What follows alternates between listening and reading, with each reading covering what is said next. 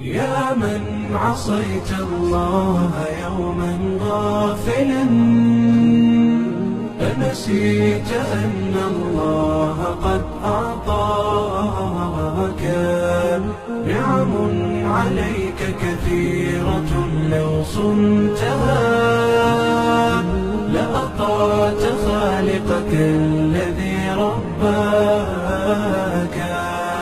لأطعت خالقك الذي رباك.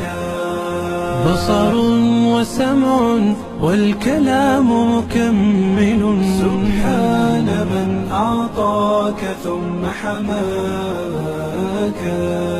من بعدها تقوى على عصيانه، يا للوقاحة كيف تفعل ذاك؟